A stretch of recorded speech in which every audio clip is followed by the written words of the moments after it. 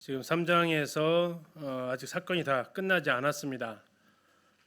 이걸 지켜보고 있었던 사람들이 있었다라는 겁니다. 지금 장소가 어디에서 모여 있었다고요? 솔로몬 행각, 성전 아닙니다. 성전 건물 안에 있습니다. 자, 이걸 지켜보고 있었던 사람이 4장 1절에 나오는데요. 누가 지켜보고 있었습니까? 제사장들하고 성전 맡은 자하고 사두개인들이 이걸 지켜보고 있었습니다.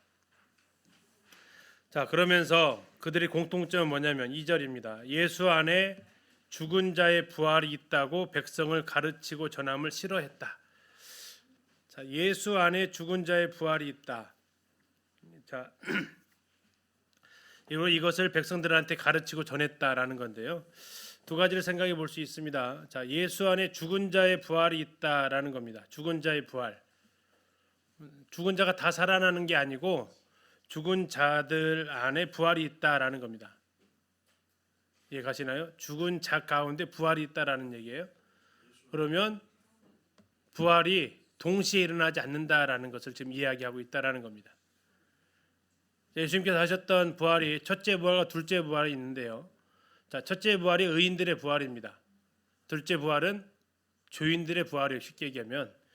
자, 예수 안에 죽은 자의 부활이 있다. 예수께서 부활하셨기 때문에 이제 부활을 일어나게 될 텐데 주님 안에서 죽은 자들 어떤 사람들은 부활이 일어나기도 하지만 어떤 사람들은 부활이 일어나지 않고 최후의 심판 때 부활이 일어나게 될 사람도 있다라는 그 의미가 여기에 일단 들어가 있고요. 아마도 제자들이 이것을 전했을 때 예수님께서 하셨던 그 말씀의 의미를 이해했는지 그렇게까지 이제 전합니다. 두 번째는 뭐냐면 이 부활을 싫어했던 사람들이라는 겁니다. 자, 누가 싫어했다고요? 제사장들입니다. 자, 왜 싫어했을까요? 예수의 문제가 이제 일단락 되기를 바랬던 사람들입니다. 더 이상 이 사건이 커지기를 바라지 않았던 사람들입니다. 두 번째, 성전 맡은 자들이 싫어했고요. 세 번째, 사두개인들이 싫어했습니다. 특히 이제 사두개인들이 등장하는데 성전 맡은 자들은 성전에서 지금 계속 사람들이 막 오순절이 지나고도 계속 이게 몰려드니까 그들에게 이제 비상인 거죠. 늘 경계를 해야 되는. 또 하나는 사두개인들은 왜 싫어했을까요? 부활이 없다고 여태까지 주장해왔기 때문에 만약에 예수가 진짜 부활했으면 무슨 일이 벌어져요? 평생 외쳤던 내용이 완전히 거짓말로 드러나는 거예요. 예수가 만약에 부활했다 그러면 그렇게 목 놓아 외쳤던 예수님을 향해서 시비 걸었던 남편 7이 있었던 여자인의 그런 이르기까지 했던 그런 것들이 전부 다 백성들로부터 너네 거짓말장이네, 예수 부활했네, 그러면 그들이 이제 더 이상 설 자리가 없어지는 거죠. 그래서 희한하게도 누가 안 나타나냐면 지금 바리새인들은 안 보여요. 그죠? 이 성전 문제에 있어서는 일단 성전 자체가 사두개인들의 영역이었고 바리새인들은 이제 사내들이나 할 때만 좀 있고 주로 백성들을 상대했기 때문에 없기도 하지만 이 사두개인들 입장에서는 지금 예수님의 부활을 정하는 것은 그들의 굉장히 큰 이슈를 지금 띄고 있었다라는 겁니다. 그래서 3절에 보니까 그들을 잡았습니다. 그들이 누굽니까? 그러면 베드로하고 요한하고 안진뱅입니다. 그들을 잡았습니다. 근데 날이 이미 저물었대요. 아까 몇 시에 시작했다겠죠? 3시, 오후 3시에 성전 미문에 앉은 안진뱅이 고쳤던 시간이 오후 3시니까 그 일을 다 했던 이미 날이 저물었어요.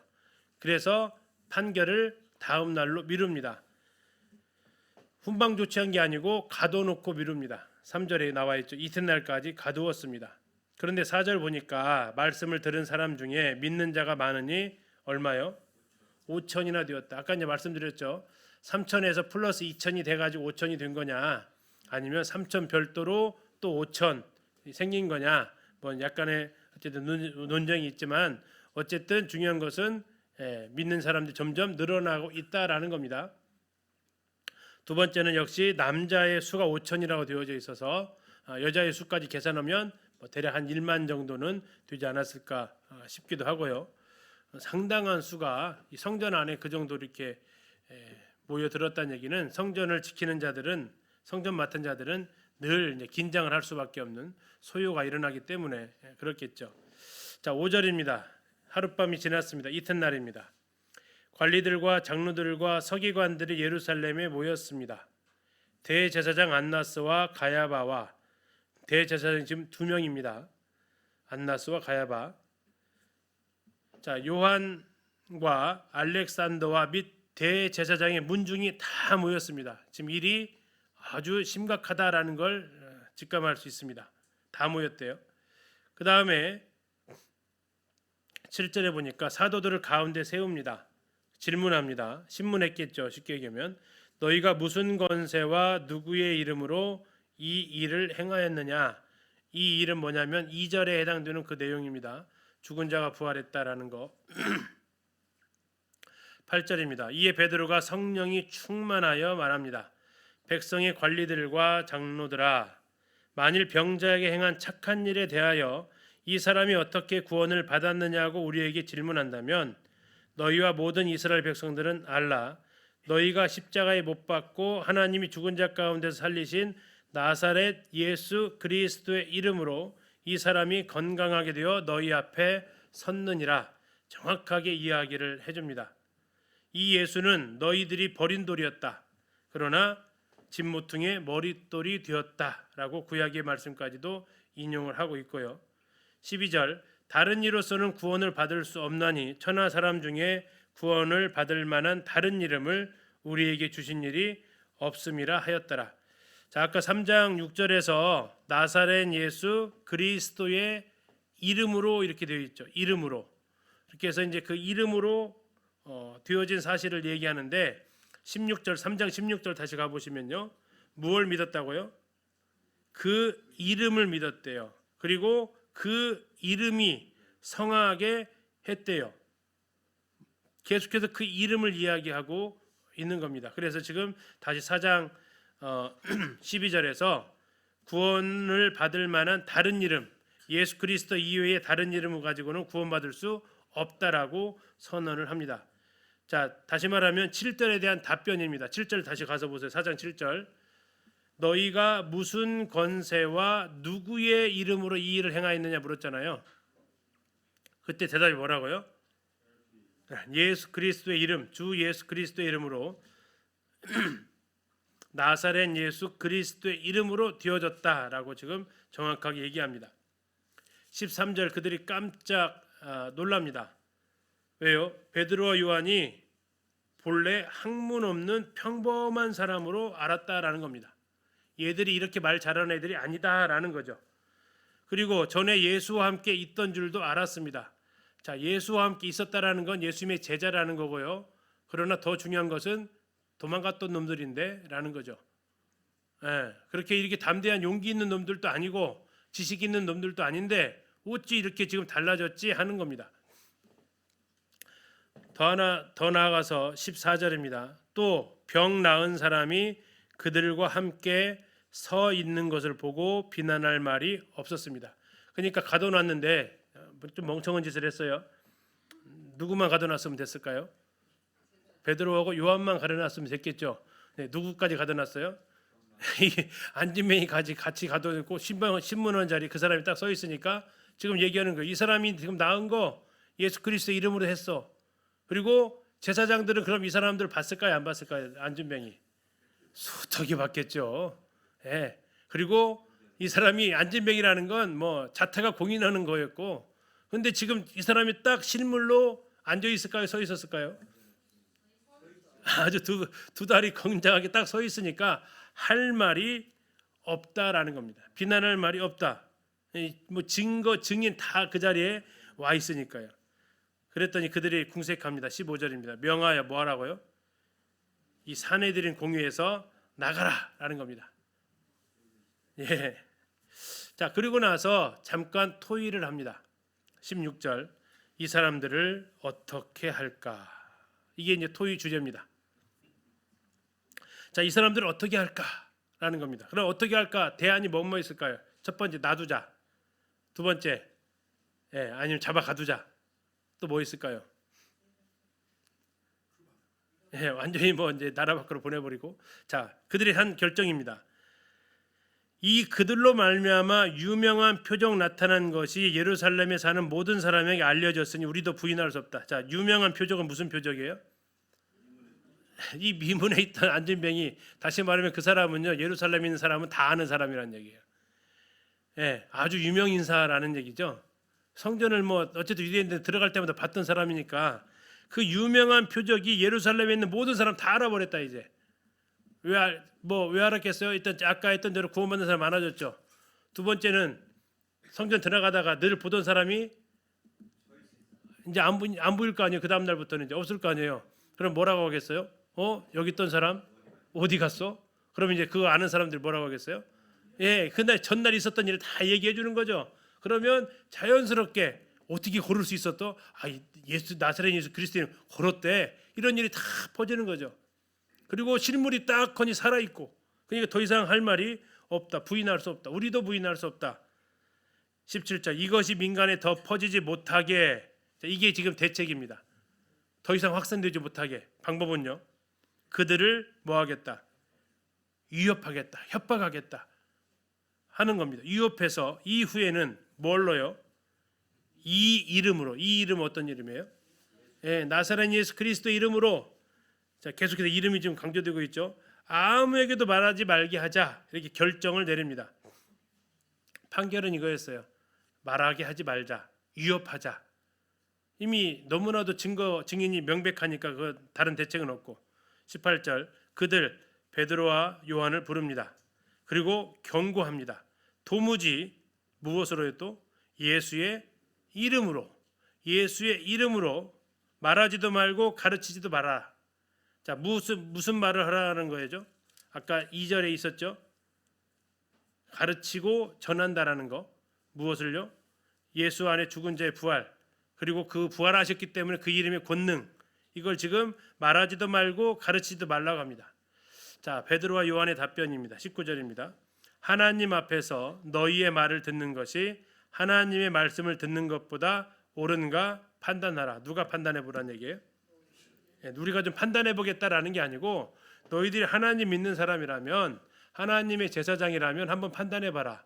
사람 말 듣는 거하고 하나님 말 듣는 거하고 어느 것이 옳으냐. 20절 유명한 말씀이죠. 우리는 보고 들은 것을 말하지 아니할 수 없다. 예, 이게 증인의 사명이죠. 증인은 뭡니까? 본 사람이죠. 목격자입니다. 들은 사람이죠. 예, 이게 바로 증인이 가지고 있는 가장 중요한 근거죠. 보거나 들은 게 없으면 증인으로 나설 수도 없고요. 그러나 보거나 들은 게 있으면 증인으로 안 나서면 안 되고요. 그래서 지금 이야기를 하는 겁니다.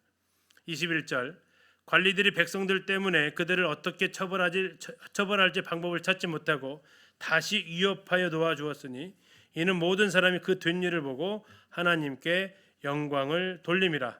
이 표적으로 병 나은 사람은 40여 세나 되었더라. 이렇게 나오고 있습니다. 자, 결국 1차 핍박을 지금 경험한 겁니다. 1차 핍박은 뭐였습니까? 위협이었습니다. 위협. 17절과 21절에 위협했다라는 겁니다. 위협했다는 건 뭘로 했을까요? 말로 했겠죠. 말로 했을 겁니다. 자, 이제 23절로 갑니다. 자, 풀려났습니다. 사도들이 놓였습니다. 어디로 갔을까요? 다락방으로 갔을 가능성이 제일 많을 것 같습니다. 자, 그 동료에게 갔습니다. 그리고 제사장들과 장로들의 말을 다 이야기해 줍니다. 24절 그들이 듣고, 그들은 이제 사도들이죠. 한 마음으로 하나님께 소리를 높여 말합니다. 대주제여, 하나님을 대주제로 표현하십니다. 천지와 바다와 그 가운데 만물을 지은 이시오, 주의 종 우리 조상 다윗의 입을 통하여 성령으로 말씀하시기를. 시편 2편의 내용입니다. 어찌하여 열방이 분노하며 족속들이 허사를 경영하였는고, 세상의 군왕들이 나서며 관리들이 함께 모여 주와 그리스도를 대적하도다 하시니로소이다. 다시 말하면 성령께서 시편을 통해서 이 말씀 하셨죠 라고 하는 겁니다. 그러면 거기에 나와 있는 세상의 군왕과 관리, 이들이 누구냐 라는 거죠. 27절입니다. 그들이 누굽니까? 헤롯과 본디오, 빌라도입니다. 그들은 이방인과 이스라엘 백성과 합세해가지고 하나님께서 기름 부으신 거룩한 종 예수를 거슬렀습니다. 앞으로 26절 단어를 표현한다면 대적했습니다 라는 겁니다. 28절 하나님의 권능과 뜻대로 이루려고 예정하신 그것을 행하려고 이 성에 모였습니다. 자, 하나님의 권능과 뜻대로 이루려고 예정하신 그것이 뭐예요? 왕을 대적하는 겁니다. 주여 이제도 그들의 위협함을 굽어 보시옵고. 자, 아까 방금 제사장들 뭐 했다고 했어요? 위협했다고 했잖아요. 위협함을 굽어 보시옵고 또 종들로 하여금 담대히 하나님의 말씀을 전하게 하여 주시오며. 자, 아까 베드로 요한이 했던 말, 보고 들은 것을 말하지 아니할 수 없다 했잖아요. 지금 그렇게 전하게 해달라는 겁니다. 30절, 손을 내밀어 병을 낫게 하시옵고 표적과 기사가, 자, 중요합니다. 거룩한 종 무엇으로요? 예수의 이름으로 이루어지게 하옵소서. 예, 자기들이 아니라 예수의 이름으로 이러한 일들이 이루어지게 해달라는 겁니다. 왜 표적과 기사를 왜 구했을까요? 이들이 하나님께서 보내신 사람이라는 것을 증명하는 도구로 쓰여지고 있었기 때문입니다. 31절, 빌기를 다함에 기도가 끝났습니다. 모인 곳이 진동하더니 우리가 다 성령이 충만하여 담대히 하나님의 말씀을 전하게 됩니다. 자, 그러면서 전혀 위축되지 않는 그들의 모습을 31절까지 보여주고 있죠. 자, 성령이 충만했다라는 표현이요, 사도행전에 총 7번 쓰이는데, 그리고 2장 4절에서 우리가 한번 봤습니다. 다음에 4장 8절에서 베드로와 요한에게 한번 또 임했던 것을 봤고요. 지금 여기 4장 31절에 세 번째 지금 나오는 표현입니다. 성령이 충만했다. 그리고 나중에 앞으로 이제 4번이 더 나오는데요. 그때 또 한번 보도록 하고요. 자, 32절 보시면 2장에 나와 있는 표현과 거의 비슷하는데 하나의 예가 나와 있을 뿐입니다. 자, 믿는 무리가 한 마음과 한 뜻이 되어 모든 물건을 서로 통용하고 자기 재물을 조금이라도 자기 것이라는 이가 하나도 없더라. 사도들이 큰 권능으로 주 예수의 부활을 증언하니, 역시 부활의 증인입니다. 우리가 큰 은혜를 받아 그 중에 가난한 사람이 없으니 이는 밭과 집 있는 자의 자는 팔아서 그 판 것의 값을 가져다가 사도들의 발 앞에 두매 그들이 각 사람의 필요를 따라 나누어 줌이라. 자, 혹자는 이걸 가리켜서 공산주의네, 사회주의네라고 이야기합니다. 그리고 잘 아시는 대로 김일성의 주체사상은 성경에서 가져왔다고 얘기를 하죠. 그러면 이게 공산주의의 모습이냐라는 겁니다. 자, 차원이 일단 크게 두 가지가 다릅니다. 자, 첫 번째는 뭐냐면 사유재산이 인정되었다라는 겁니다. 공산주의는 사유재산 없습니다. 자, 사유재산 인정됐다는 걸 어떻게 알 수 있습니까? 34절에 있죠. 뭘 팔았어요? 밭과 집 있는 자가 팔았다라는 겁니다. 이것은 사유재산이 존재했다라는 거고요. 그리고 그것은 전적으로 강요가 아닌 자원함으로 이루어졌다라는 겁니다. 두 번째, 사회주의는 사유재산이 없습니다. 공산주의는. 두 번째는 공동 분배입니까? 아니면 차등 분배입니까? 동등하게 분배합니까? 차등 분배합니까? 공산주의는요. n분의 1입니다. 그건 정확합니다. 그들은. 동등하게 분배를 해요. 많이 있거나 적게 있거나. 그러나 이 초대교회 이 모습은 동등 분배가 아닙니다. 차등 분배입니다. 뭐에 따라서 나눠줬다고 나와 있습니까? 35절 끝에 보니까 필요를 따라 나누어졌다. 어떤 사람 필요가 1이면 1만큼 주고 필요가 10이면 10만큼 주는 거지, 똑같이 n분의 1로 나눠주는 공산주의가 아니다라는 거죠. 공산주의는 흔히 말하는 배급제 아닙니까? 똑같이 평등하다라는 개념으로 그들은 배급을 줘요. 그런데 이것은 지금 사도행전에 나와 있는 이것은 그 차원이 아니다라는 거죠. 그래서 이것은 사유주의자, 공산주의자들을 자기 이렇게 바로 우리가 이렇게 아름다운 모델이다 하는데 그렇지 않습니다. 이것은 엄연히 좀 차원이 다른 모습을 볼 수 있고요. 자, 36절에 보면 한 사람이 등장하는데 바나바가 등장합니다. 그브로에서 난 레위족 사람이 있으니 이름은 누구라고요? 요셉입니다. 히브리식 이름입니다. 사도들이 일컬어서 그에게 별명을 하나 지어주는데 그 이름이 바나바입니다. 그러니까 바나바는 애칭이었다라는 거죠. 바나바의 뜻은 위로의 아들이라는 뜻입니다. 자, 바가 아들이, 앞에 있는 바가 아들이에요. 바가. 그래서 바 뭐 하면은 누구의 아들. 그래서 바디메오가 뭐라고 그랬어요? 디메오의 아들. 바 예수는요, 예수의 아들, 이런 의미를 가지고 있습니다. 앞에 바자가 붙으면. 다시 말하면 사도들이 봤을 때 이 바나바, 이 요셉이라는 사람은 뭐를 잘했어요? 위로를 너무나 잘해주고 있다라는 얘기죠. 그래서 그의 이름이 위로의 아들이라는 이름을 사도들이 지어줬다라는 겁니다. 37절에 그가 뭐가 있었어요? 밭이 있었네요. 자, 34절에 보니까 밭과 집이 있다고 했는데 그는 지금 밭이 있었다는 얘기입니다. 팔아가지고 그 값을 가지고 사도들의 발 앞에 두었습니다. 그러면 자기가 원하는 사람을 도와주는 게 아니라 사도들이 그것을 필요에 따라서 나눠주도록 위탁했다라는 거죠. 자, 지금 이제 한 사람이 등장하는데요. 흐름상으로는 5장을 36절부터 시작하면 더 나을 수도 있을 본문 흐름입니다. 자, 아무튼 이제 바나바라는 사람하고 그다음 5장에 등장하는 또 다른 사람이 나오는데 아나니아라는 사람입니다. 동명이인입니다. 아나니아 혹시 또 누구 기억나세요? 예, 바울에게 안수해서 다메섹에서 예수님 따르던 제자 있었잖아요. 그 사람도 아나니아이고요. 여기도 아나니아입니다. 예, 다른 사람입니다. 이름은 같지만 자, 아나니아라 하는 사람이 그의 아내 삽비라와 더불어 소유를 팔았습니다. 자, 뭐 집을 팔았는지 밭을 팔았는지 모르겠지만 아니면 동산을 팔았는지 모르겠지만 하여튼 소유를 팔았습니다. 그리고 그 값에서 뭐 했어요? 얼마를 감췄습니다. 그리고 그 아내도 알더라라는 얘기는 둘이 같이 짰다, 공모했다라는 겁니다. 남편 혼자 한 것이 아니고 아내도 같이 했다라는 겁니다. 그리고 얼마만 가져다가 사도들의 발 앞에 두었습니다. 자, 이게 문제는 안 됩니다. 그죠? 예를 들어서 뭐 쉽게 해서 집을 팔았는데 1,000만 원이다. 그런데 거기서 500만 원만 냈다. 문제인가요? 아니죠. 문제 아니라는 겁니다. 뭐가 문제예요? 전부 가져왔다라고 이야기를 한 겁니다. 3절 베드로가 이르되 아나니아야 어찌하여 지금 이 자리에 삽비라는 없었습니다. 남편만 지금 있었어요. 어찌하여 사탄이 네 마음에 가득하여 네가 뭐 했어요? 성령을 속였다라는 겁니다. 자, 성령을 속였다고 했는데 4절 끝에 보시면 사람에게 거짓말한 것이 아니고 누구한테 했다고 했어요? 하나님께 거짓말했다는 얘기예요. 그러면 성령이 누구라는 얘기예요? 곧 하나님이란 얘기예요. 성령을 속이고 땅값 얼마를 감추었느냐? 땅이 그대로 있을 때는 네 땅이고 판 후에도 네 마음대로 할 수 있었다. 어찌해서 이 일을 네 마음에 두었느냐? 다시 말하면 이것을 갖다 대면서 제가 이거 다 땅 판 거, 집 판 거 전부 드렸습니다라고 지금 이야기를 한 상황이라는 겁니다. 자, 그러면서 이 사람에게 거짓말한 거 아니고 하나님께 거짓말했다라고 지금 책망을 했습니다. 자, 무서운 일이 벌어집니다. 5절입니다. 아나니아가 이 말을 듣고 무슨 일이 벌어집니까? 엎드러져 혼이 떠납니다.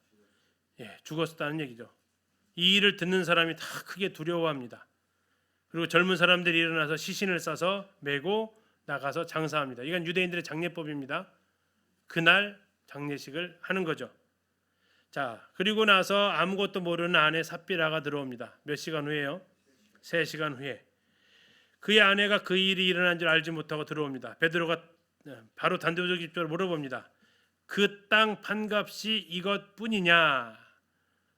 자, 이것을 질문을 통해서 아까 아나니아가 지금 거짓말했다라는 것이 무엇인지를 알 수 있는 겁니다. 그랬더니 삽비라의 대답은 뭡니까? 예, 이것뿐입니다라고 합니다. 왜요? 둘이 서로 짰다라는 거죠. 한 사람이라도 말이 틀리면 거짓말 들통나니까 서로 짠 겁니다. 이것뿐이라고 합시다라고. 자, 9절에 보시면 베드로가 이르되 너희가 어찌 뭐 했다고요? 함께 꾀했느냐라는 겁니다. 함께 뭘 시험했어요? 주의 영을 시험하려 하느냐. 그럼 이제 같은 표현이 3가지가 나왔네요. 성령, 다음에 하나님, 주의 영, 다 같은 부분입니다. 보라, 내 남편을 장사하고 오는 사람들의 발이 문 앞에 이르렀으니 또 너를 메어 내가리라 하니 곧 그가 베드로의 발 앞에 엎드러져 혼이 떠나는지라. 젊은 사람들이 들어와 죽은 것을 보고 메어다가 그의 남편 곁에 장사하니 온 교회와 이 일을 듣는 사람들이 다 크게 두려워하니라. 뭐 제일 마지막에 이렇게 써봤습니다. 너무 심한 벌 아닐까요? 어떻게 생각하십니까? 일벌백계. 너무 심하나요? 아니면 정상이나요? 만약 이런 일이 우리 교회에 일어나면 몇 명 살아 있을까요? 몇 명 살아 있을까요? 거짓말 했을 때마다 이렇게 바로바로 이렇게 제거가 되면 아마 이제 돌아가시는 거 보고 거짓말할 엄두가 안 나서 더 살아 있을지는 모르기도 하겠고요. 어떤 그 성경 주석가가 이렇게 썼습니다. 이 상황을 왜 이렇게 됐나? 아나니아 아니면 성령 둘 중에 하나는 떠나야 했다. 아나니아가 떠나느냐, 성령이 떠나느냐. 자, 그 측면에서 보게 되면, 왜냐하면 성령 거짓말 10계명에서조차도 거짓 증거하지 말라고 얘기를 하고 있고요. 또 마귀에 대해서 예수님께서 요한복음 8장에서 말씀하시면서 뭐라고 얘기합니까? 너희는 너희 아비 마귀에게서 났으니 그는 마귀는 거짓의 아비다라고 얘기하고 있죠. 자, 이 교회 안에 지금 지금까지 4장 37절까지 얼마나 아름다운 모습이 계속 들어오고 있습니까? 근데 그때 말씀하셨는데 일벌 100개 해야 될 상황일 수도 있고요. 아니면 정말 교회가 이렇게 깨끗했기 때문에 어쩌면 묻었던 그 티 하나도 눈에 띈다라는 거죠. 오늘날은요, 왜 이렇게 많이 살아 있어요? 우리가 네. 군데군데 티가 많이 묻어 있다 보니까 티가 묻어도 묻은 줄을 모르는 이 거룩함이 좀 많이 깨어진 상황인 거죠. 더 나아가서 우리가 한번 더 생각해 보는 것은 아마도 하나님께서 이러한 일들을 교회 안에서 하실 수 없는 것 중에 하나가 누구나도 다 해당이 되면 뭐 구성 교회 자체가 존립할 수 없기 때문에, 그러나 교회가 가장 중요한 잃지 말아야 될 것 중에 하나가 거룩함이라는 얘기입니다. 그래서 그 성경학자가 표현했던 그 말이 참 기억에 남는 것이 아나니아가 떠나야 되느냐, 성령이 떠나야 되느냐. 이 차원에서 성령은 교회를 버리지 않으셨다라는 거고요. 그리고 정말 안타까운 것이 바로 아나니아와 삽비라 그 부부가 이 사건에 이름이 기록되어져 있다라는 겁니다. 왜 굳이 이름을 기록을 해놔야만 했을까 하는 생각도 들죠. 한 부부로 얘기해도 되는데, 우리가 어쨌든 그리스도의 심판대 앞에서 각 사람이 그 행한 대로 받게 될 것입니다. 누구 퉁치지도 않고요. 우리 각각의 이름이 불러져서 그 앞에 서게 될 것입니다. 그것이 뭐 벌 받는 것은 아니겠지만 그런 데서 보게 되면 부끄러움을 당할 수도 있다라고 이야기를 하고도 있죠. 아무튼 초대교회에 지금 이 상황에서 찬물을 확 끼얹어 버리는 사건이 지금 발생한 거죠. 그러나 교회가 그 정도로 순수했고 조그마한 죄조차도 용납할 수 없었던 거룩성을 가지고 있었다는 측면에서는 이 장면이 오히려 우리가 더 두려움으로 바라보게 되는 장면이죠. 11절에 나와 있는 것처럼 이 일을 듣는 사람들이 다 크게 두려워한다. 다시 말하면 이런 일이 벌어졌다. 그 교회에 가고 싶겠어요? 안 가고 싶겠어요? 거기 가면 거짓말하면 바로 죽는데 그 교회 가고 싶을까요? 안 가고 싶을까요? 어떠세요? 가고 싶으세요? 안 가고 싶으세요? 자, 그 뒤에 답이 나와 있어요. 12절 보세요. 사도들의 손을 통하여 민간의 표적과 기사가 많이 일어납니다. 이게 지금 같이 한쪽에는 심판이 일어나고 있고요. 한쪽에 놀라운 일이 일어나고 있죠. 믿는 사람들이 다 마음을 같이해서 어디에 모였다고요? 아까 모였던 솔로몬 행각에 지금 또 모인 겁니다.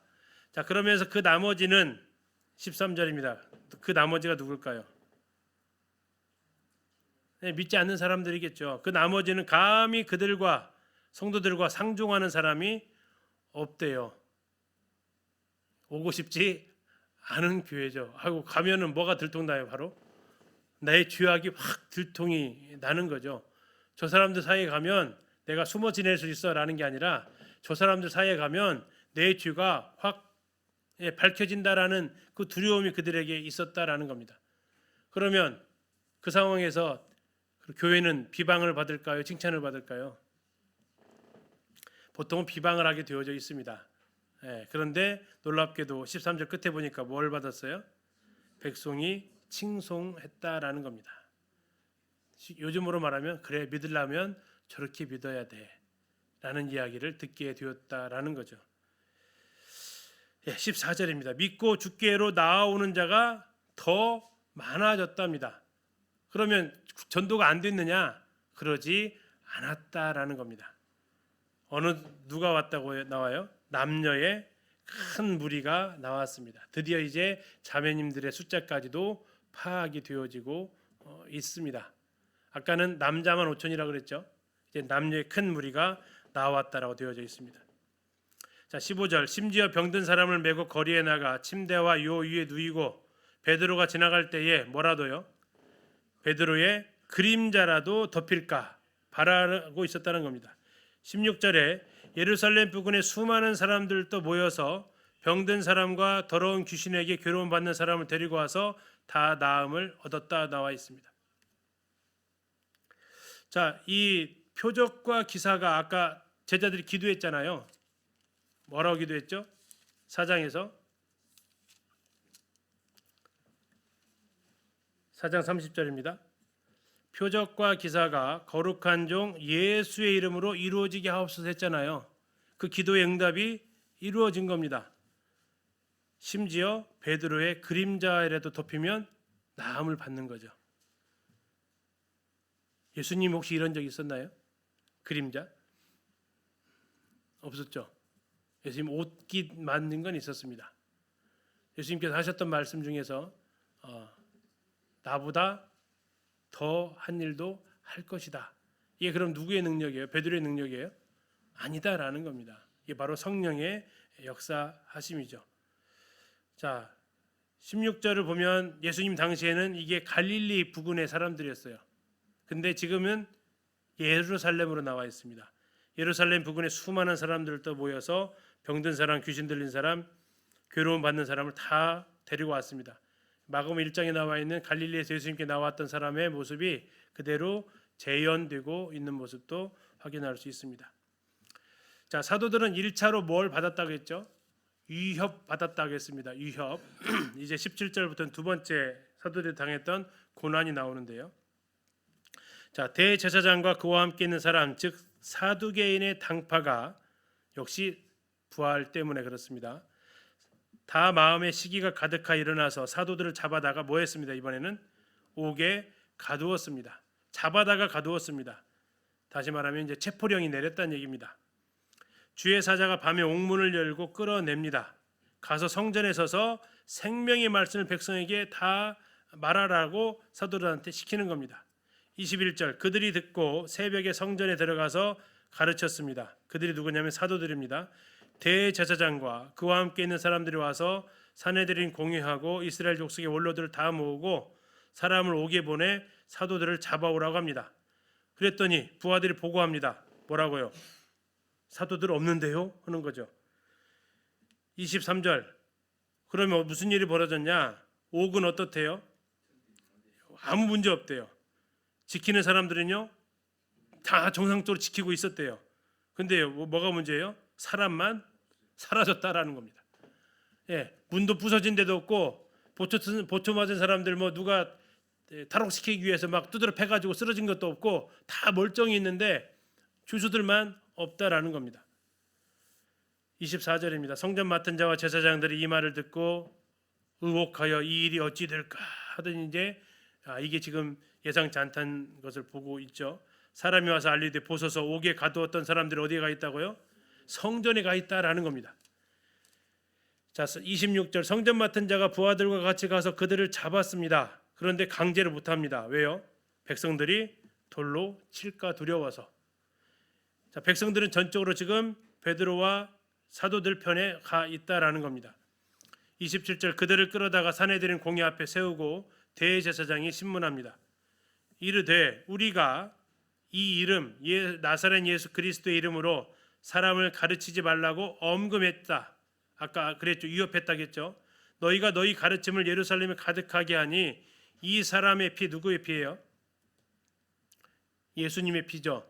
예수님의 피를 우리에게 돌리고자 함이로다. 네가 지금 이 예수님 죽인 것 때문에 복수하려고 지금 이 일을 지금 꾸미고 있는 것이 분명하다라고 지금 이야기를 하는 겁니다.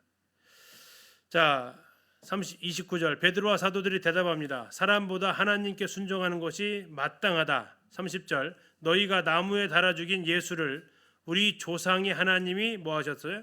살리시고 부활입니다.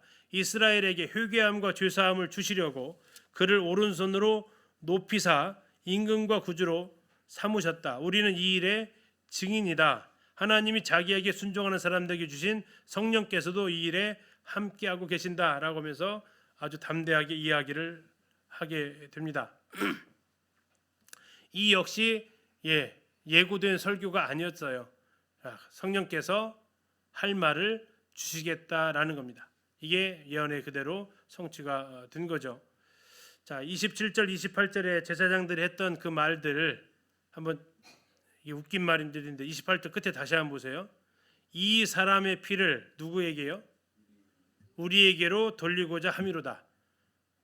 이게 왜 웃길까요?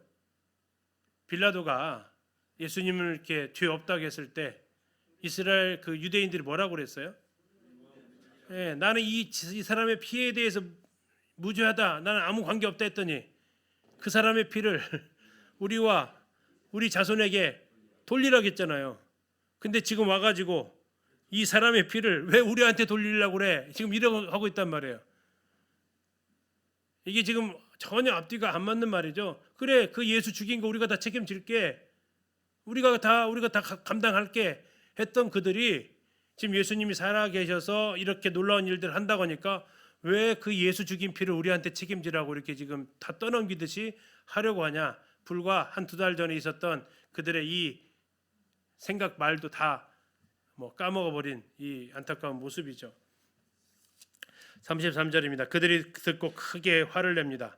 사도들을 없이하고자 합니다. 죽이려고 했다라는 얘기죠. 그때 한 사람이 등장하는데 그 사람 이름은 가말리엘입니다. 율법 교사였고요. 사도 바울의 스승입니다. 모든 백성에게 존경을 받고 있었고요. 사내들인 공회 중에서 일어나서 사도들을 잠깐 밖에 나가 있으라고 합니다. 상당히 신중한 사람인 것을 볼 수 있습니다. 35절 말하되 이스라엘 사람들아 너희가 이 사람들에게 제자들 사도들에게 어떻게 하려는지 조심해야 된다. 왜 조심해야 되느냐? 예전에 이것이 사람으로부터 났으면 이건 금방 사라질 일이다. 근데 만약에 하나님께로부터 났으면 이건 못 막는다라는 것이 가말리엘의 지금 주장입니다. 36절에서는 드다라는 사람을 예를 들어서 37절에서는 갈릴리에 있었던 유다라는 사람을 들어서 지금 이야기를 하는 거죠. 38절입니다. 이제 내가 너희에게 말하노니 이 사람들 사도들을 상관하지 말고 버려둬라. 이 사상과 소행이 사람으로부터 났으면 뭐 한다고요? 무너진다. 39절 그러나 만일 하나님께로부터 나타났으면 너희가 그들을 무너뜨릴 수도 없고 도리어 너희는 하나님을 대적하는 자가 될까 두렵다라고 이야기를 하는 겁니다. 상당히 말을 잘 했죠. 자, 이 말에 40절에 그들이 옳게 여겼다라고 나와 있습니다.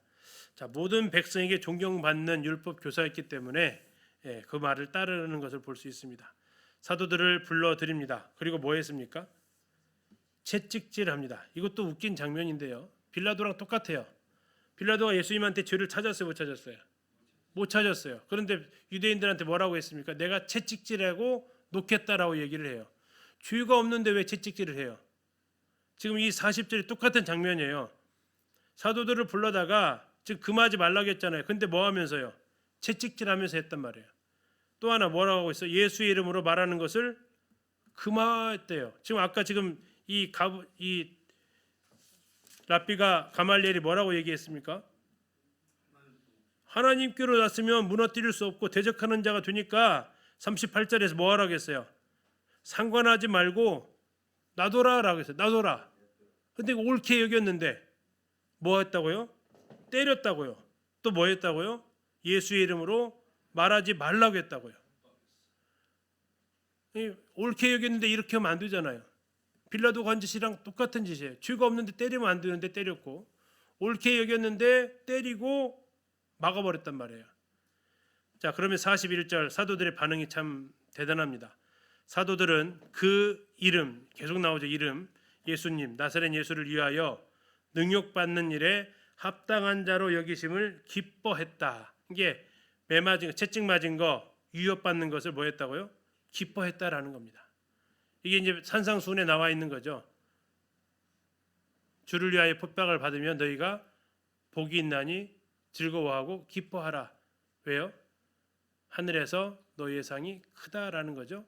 자, 예수님이 하셨던 말씀을 기억했는지 어쨌든 그들은 한 번 더 생각해 보면 왜 기뻤을까 생각해 보면 그들에게 있어서 과거에 전과가 하나 있는 것이 부인했던 거 있잖아요. 다 도망갔다. 다. 근데 지금은요. 이제는 내가 어쩌면 이제는 내가 예수님 앞에 섰을 때 정말 송구하고 염치 없는 그 모습이 아닐 수 있겠다라는 것이 기쁘지 않았을까? 주님 저도 맞았습니다. 주님 채찍 맞으셨죠? 저도 주님 채찍에 맞았습니다. 하면서 나도 이제 예수 이름을 위해서 능욕받는 거 기쁘다. 예수님 때문에 딱이 한 대 맞아보신 적 있으세요? 맞으면 어때요? 기분이? 이 사도들의 표현하면 예수님 때문에 딱이 한 대 맞으면 기분이 기뻐야죠. 예수쟁이라는 말을 들으면 기분이 좋아야죠. 우리가 서로 해주는 건 의미가 없고 그 사람들한테 이것이 그들에게 있어서 기쁨이 된다라는 거죠. 그들이 날마다 성전에 있든지 집에 있든지 장소 불문입니다. 예수는 누구라고요? 그리스도라고 가르치기와 전도하기를 그치지 않았다. 그들은 핍박 가운데서도 위협 가운데서도 이 일을 계속해서 했다라고 기록하고 있습니다. 성도의 길이 이들의 모습 가운데서 볼 수 있겠습니다. 명님 기도해 주시고 다음 주 6장부터 같이 하도록 하겠습니다.